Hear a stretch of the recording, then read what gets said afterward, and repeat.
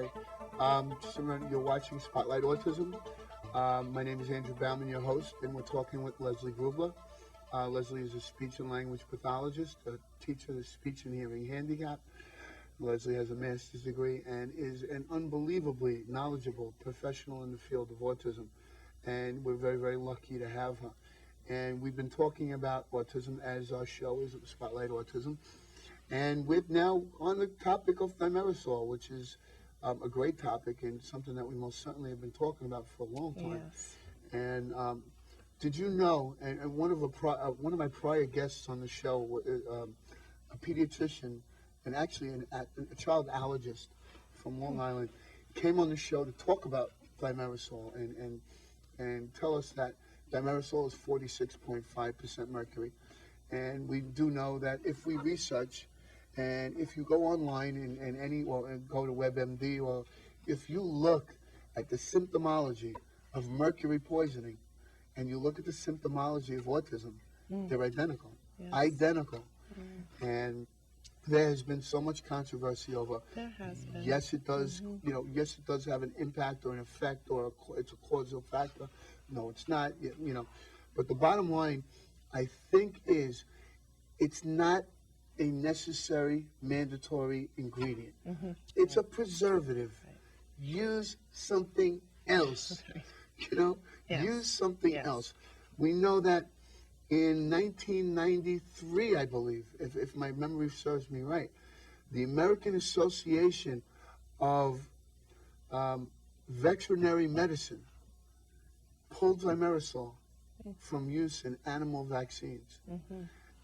Thimerosal is not allowed in animal vaccines by law, but we're still giving it to children. Yes. That's an amazing. When he told me that, I was like, I'm amazed. And I've been in congressional hearings where we talked about thimerosal. I've seen Congressman Dan Burton, who has a grandson with autism, is very interested in this thimerosal issue.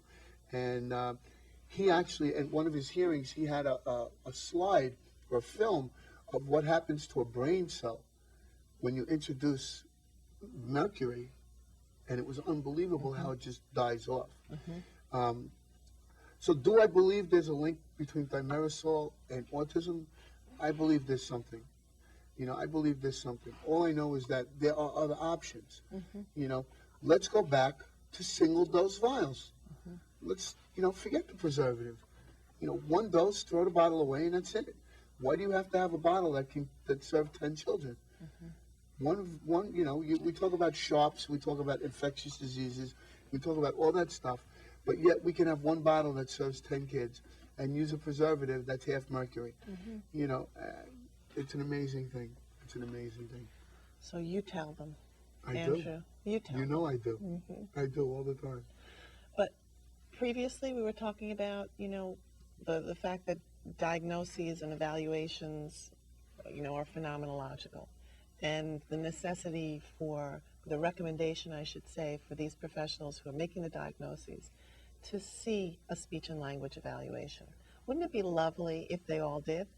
It would be lovely. Can I tell you how many times a speech and language evaluation has been requested of me from a neurologist, a developmental pediatrician, or a clinical psychologist in my career? Before you said, you got to remember that an evaluation of that type should be a product of the neurological evaluation, and it shouldn't be something that the neurologist has to precede his evaluation to make him a better and more astute doctor. You see, in the old school, doctors believed that they are all-knowing, all-seeing, all-powerful, and that they have, and I'm not saying anything bad about doctors. It's just the way it was. When you go to the doctor, you think the doctor knows what to do. Nobody questions a doctor, and a doctor is a doctor. That's what they do. Yes, but there's an old adage that says, beware the expert. I agree. Yes. I totally agree. So go ahead. Sorry to interrupt. But I totally agree. Yeah. But usually when you go to a neurologist, and the neurologist says, okay, you know what, let's go get a speech and language evaluation. Or let's go get this kind of evaluation. Or let's get that kind of evaluation. The neurologist is going to use that referral as a product of their investigation instead of saying, well, you know what, I'm happy you're bringing your child to me, but before I can really thoroughly evaluate your child, let's get these other evaluations, and then I can sit down and read all Yes. these other stuff. They don't want to do it because it makes them look bad. They don't. It makes them, But they need all the pieces of They the do. puzzle. That's They the bottom absolutely line. do. They need to hear from the educators who deal with the child all day long. They need to hear from the parents. They absolutely need do. to hear from the speech language pathologists or the motor people, the OTs and the PTs. They need input, and they need to set up a vehicle, a system, to request this information. You know, there are some practices that have done that, and I applaud them. Oh yeah, most definitely. You know, who are able to communicate with everybody and get all the input so that they have all the information on the table and they can make an appropriate diagnosis. There haven't been many who have asked me for that. So then I question, well, why is the incidence of autism as high as it is? I wonder if they did have more information, whether perhaps it would be less. Don't know. Don't know. Can't say. But we do know that in an EI treatment team, and when an EI treatment team convenes, each evaluation is done and put into place. And it's supposed to be, I'm a firm believer in multidisciplinary case conferencing. And even if it's, even if we choose to use a different terminology to call it for children in terms of education, it's still a multidisciplinary team meeting. And it's still all these people that have specialty in all their areas coming together and saying, I saw this, I saw this, I saw this, why don't we try this? No, that's no good, we can't do it, but it's coming up with ideas. Yes. I firmly believe in treatment team approaches. You need to get the best of every possible world to develop the best and most appropriate, not only treatment option, but educational opportunity. And that was the whole basis behind an IEP meeting, because you wanted to have, the way the law was written, the way IDEA was written, and the way the 504 adds to it. You're supposed to have people from all the disciplines participate in the IEP and the development of the IEP in the CSC process. But what happens is now we have people who, I call them jump in and outs. They come in, they see the kid for an hour, and they're out the door. They're doing 20 evaluations a week, and by the time they get to a CSC meeting, you can show them 3 pictures of the child, and they wouldn't be able to tell you which one the child is. You're right. So I firmly believe in, if you're going to take an active role in developing a treatment plan or diagnosing, you really, really need to get in there, get your hands dirty, roll up your sleeves, and know what you're talking about. Spend some time with the family, with the parents, with the child themselves. When Anthony was diagnosed, we took our son to a neurologist, and one of the most important neurologists we could find, the head of neurology at a certain hospital. And she took one look at Anthony. Within 5 minutes, she told us we had a classic case of autism. She didn't really ask us any questions. She didn't get any kind of input from us. She watched the kid for 2.5 minutes, and that was it. And then she basically rang the bell and said, next patient. I don't believe that's the way to go. I believe more so what you're talking about in terms of this treatment team and this approach. And that's why I like EI so much, because it involves the family. Because in EI, they develop that IFSP, Yes. the Individualized Family Service Plan.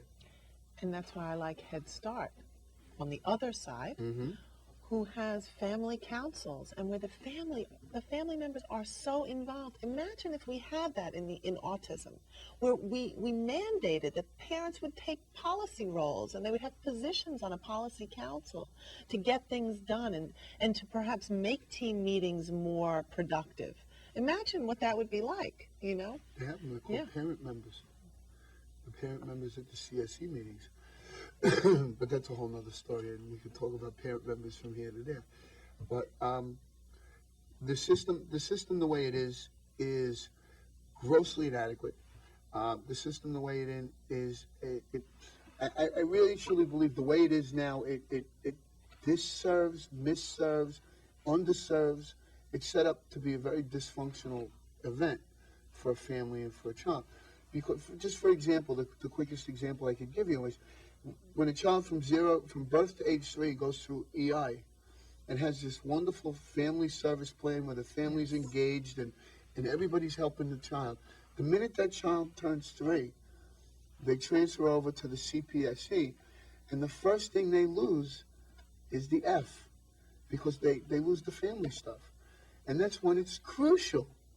It's so much more crucial that the family become more involved, because now the child is gonna start learning. It's not about just, developing in EI. We're doing developmental milestones, we're doing some play therapy, some this and that. But now we're going into preschool, and we're going into a school setting, and we're going into a center-based program, maybe home-based, center-based, but it's a more structured setting, and they forget about the family. Yeah, so how do you bring the family in? How do you maintain that? And then there are agencies that as soon as that EI to CPSE transition happens, or is supposed to happen, targeted to happen, they start looking at the services. Oh, well, this child gets 3 times speech. We're going to cut that down to 2 times speech. Well, this child gets 3 times OT. Oh, we're going to cut that down to 2 times because they're not in EI anymore. So therefore, they generalize that the child doesn't need the services. Right. Therefore, I hear that all the time. So, I see again this maintenance of mediocrity. Maintenance of mediocrity. We're maintaining mediocre services. That's what we're doing. We're maintaining and promoting mediocre services. I agree. And a lot of that comes from a complete and total shortage of speech and language pathologists. There's a shortage of occupational therapists. So, as an administrator, these administrators are forced to make decisions that affect the children in adverse ways. So we don't give children what they need anymore. We give children only what we can give them realistically. So in other words, there are several schools out there that will tell you, if you want to put your child in our school, we can only give you a maximum of 3 times a week speech. No more. Absolutely no. So if your child gets 4 or 5 sessions a week, this might not be the most appropriate school for you, because we're not giving you more than 3. No way. This is just what we do. Because we have 100 kids, and if each one of them got 4 or 5, we'd have to go out and hire more speech pathologists, and we can't afford it. We can't find them. And even school districts, and I've seen it happen in departments of education and boards of education all across the country, that they start putting these limitations on what can be awarded. And they start telling their staff, don't recommend anything more than this, because we can't do it. We can't provide it. It's not realistic. So we can't provide it, so you can't give it, and you can't recommend it, even if the child needs it. Right. Which is ridiculous. So how do we the change professional, again, is in the middle. They're the monkey in the middle. Absolutely. And we've talked about this before, about being the professional. They are in the middle, again. So what do we do about that? Well, I think, first of all, talking about it and saying no. Talking about it and saying no.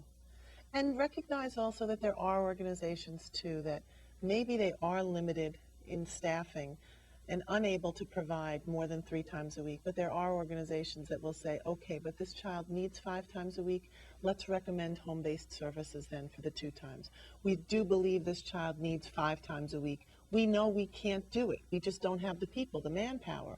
Let's recommend 2 sessions of home-based. The only people that can do that, though, are the parents. And the parents, it goes back to the parents being the most knowledgeable advocate for their child. So, I can feel, and I give you another example, because I use myself as examples, because when my wife and I went to the doctor, and the doctor said, wait 6 months, I was fine with it.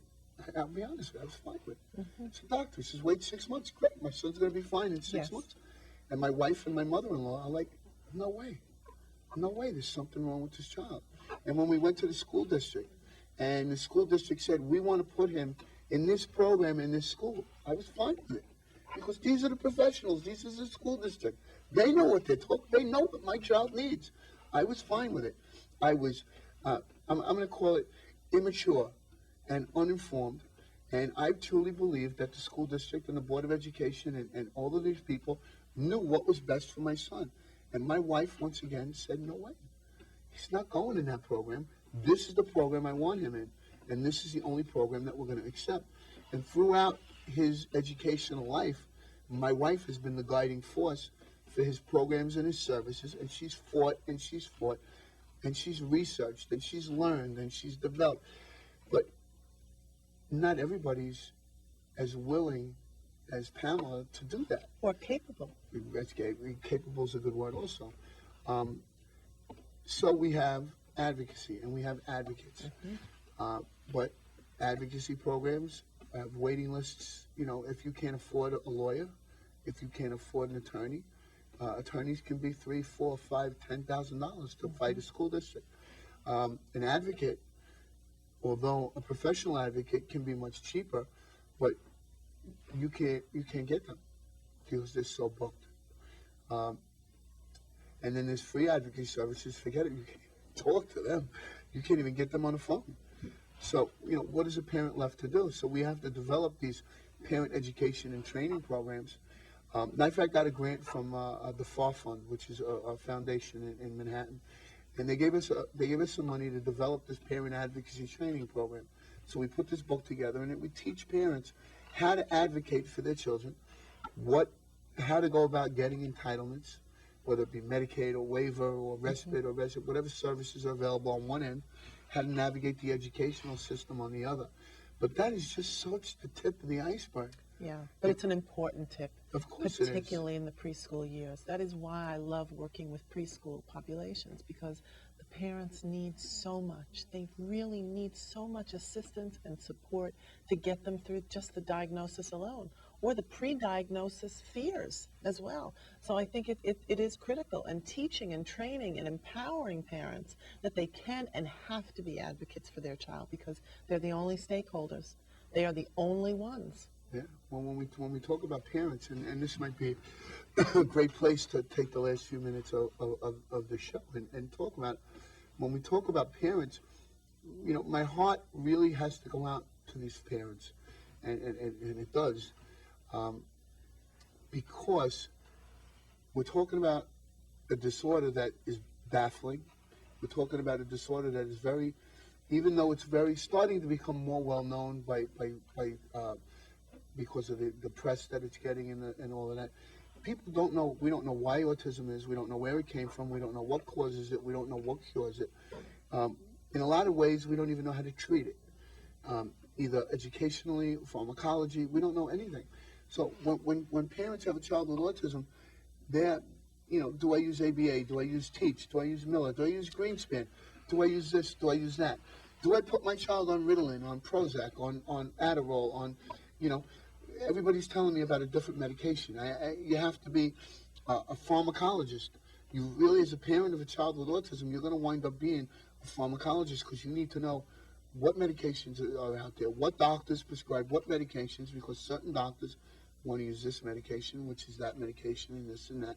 Then you need to be the special ed lawyer, because you need to understand the legal system and how to get what you need for your child.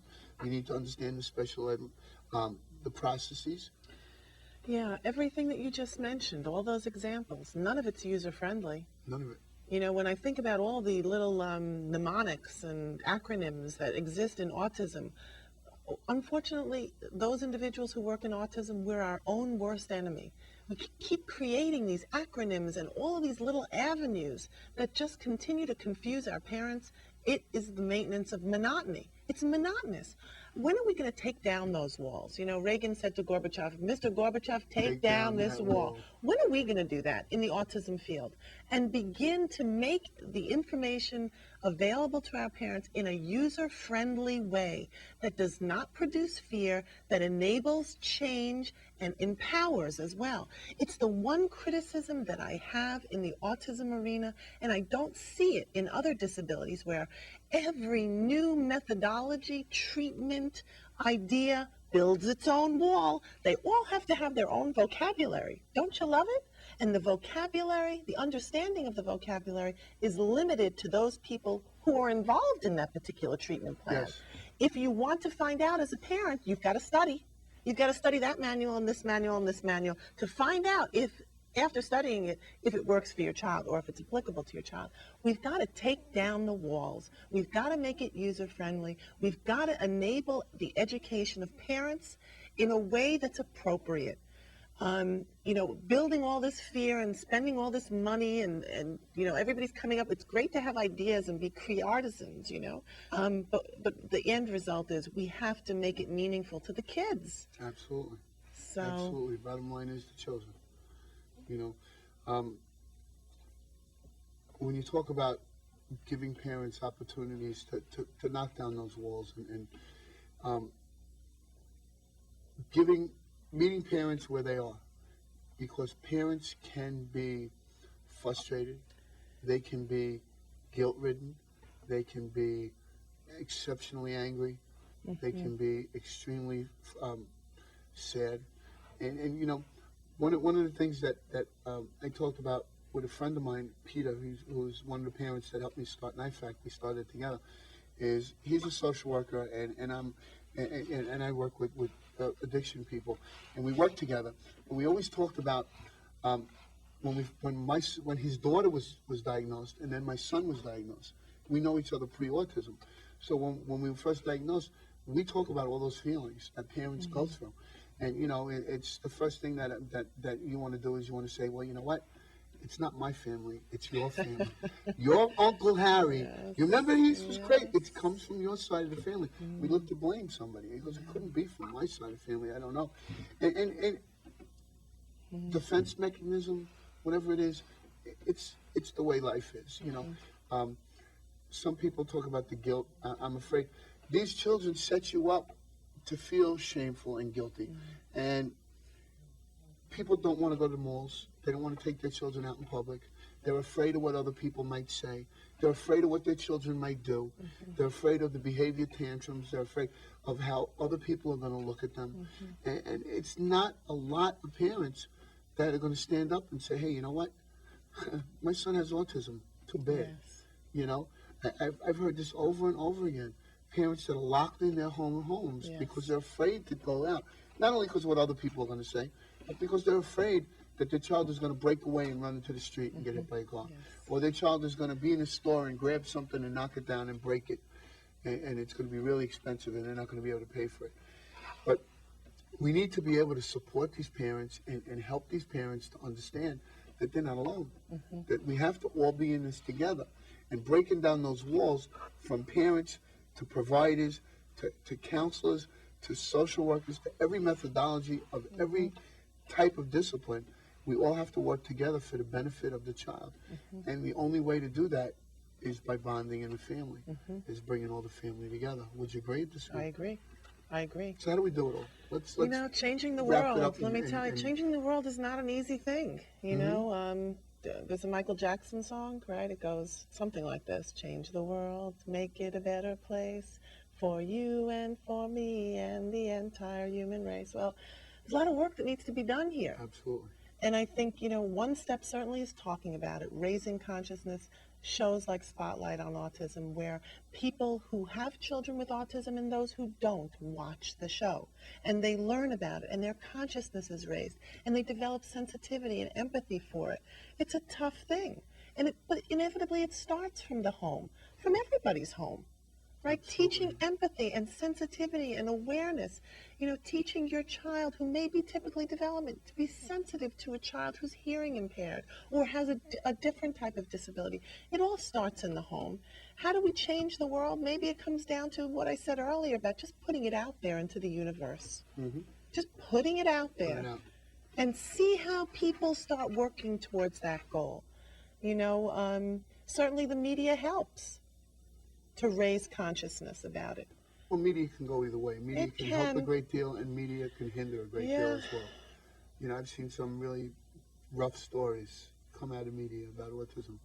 Some, unresearched, uneducated, very narrow-minded stories about children with autism. But when you get a good reporter that really does their research, they'll write a good story, like that was in the Times today about the siblings. It's always a pleasure to have you on my show. It's always a pleasure to be here. It's if you have, well, not if you have, you have 1 minute to tell parents the most important thing that you can tell them. If you had 1 minute to say it, what would you tell the viewers in terms of helping their children? Be strong, be fearless.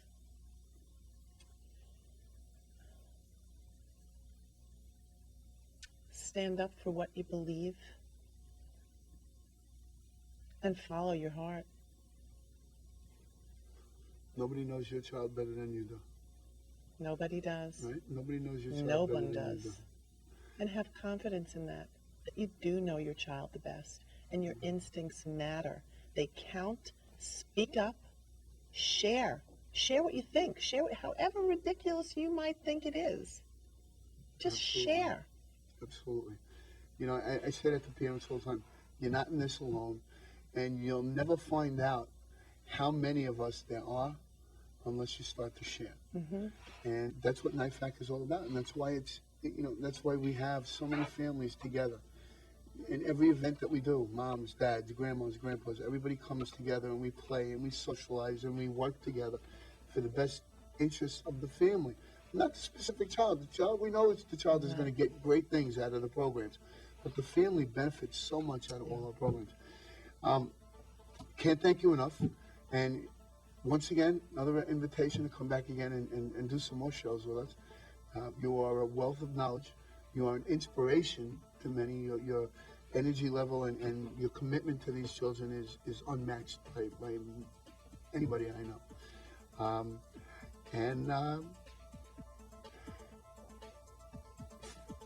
For Spotlight Autism, I'm Andrew Baumann and Leslie Grubler.